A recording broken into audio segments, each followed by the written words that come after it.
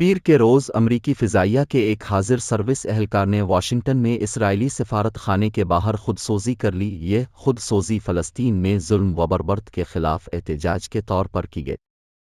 اس سے قبل دنیا کے بیشتر ممالک میں اس وحشیانہ طرز عمل کے خلاف احتجاجی مظاہرے ہوئے ہیں جو تل ابیب کی طرف سے غزہ اور مغربی کنارے پر فضائی وزمینی حملوں، اسپتالوں و کیمپوں کو تباہ کرنے اور ظلم کی نت نئی شکلوں میں سامنے آ رہا ہے۔ امریکہ، برطانیہ اور کئی دیگر ممالک میں بھی اسرائیلی طرز عمل کے خلاف مظاہروں کا سلسلہ نہ صرف جاری ہے بلکہ صدر امریکہ کی قیام گاہ وائٹ ہاؤس پر بھی مظاہرے ہو چکے ہیں۔ اب 25 سالہ امریکی فوجی ایرون بشنیل نے جو خود سوزی کی، وہ امریکی انتظامیہ کے لیے ایک پیغام ہے کہ اسرائیل کی منمانی کارروائیوں کی روک تھام میں مزید تاخیر نہیں کی جانی چاہیے۔ امریکی فضائیہ کے اہلکار نے اسرائیلی سفارت خانے کے باہر یہ کہتے ہوئے خود کو آگ لگائی تھی کہ میں اب غزہ میں جاری نسل کاشی کا مزید حصہ نہیں بنوں گا۔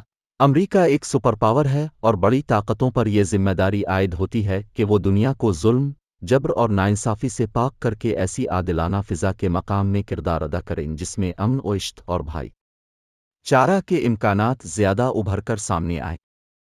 اقوام متحدہ کے قیام کے وقت بھی بڑی طاقتوں کی طرف سے وعدہ کیا گیا تھا کہ دنیا کو بدامنی سے بچا کر امن و عشق کی آماجگاہ بنایا جائے گا۔ ضرورت اس بات کی ہے کہ امریکہ اور برطانیہ سمیت بڑے ممالک اس مرحلے پر اپنا مثبت کردار مؤثر طور پر ادا کریں۔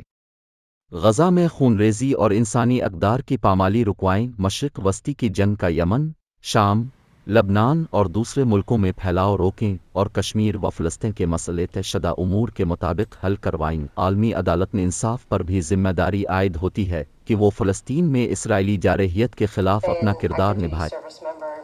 Set himself on fire in front of the Israeli embassy in protest of U.S. support for Israel's operations in Gaza. Has the Secretary been briefed on Airman Bushnell, and is he concerned that maybe this airman's actions may indicate that there's a bigger issue within the military as far as U.S. support for this ongoing operation? Yeah, so the Secretary is following the situation. I know the Air Force has confirmed the airman's death. They do plan to provide additional information 24 hours after next of kin notifications are complete. It certainly is a tragic event.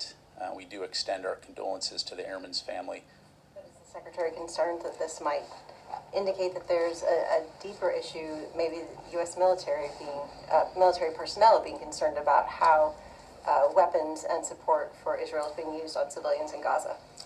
Well, look, from a Department of Defense standpoint, since Hamas's brutal attacks on October 7th, we've been focused on the four key areas that the Secretary set out from the onset. That's protecting U.S. forces and citizens in the region, supporting Israel's inherent right to defend itself from terrorist attacks, working closely with Israel to support and secure the release of hostages from Hamas, and ensuring that the crisis, the conflict between Hamas and Israel, doesn't escalate into a broader regional conflict.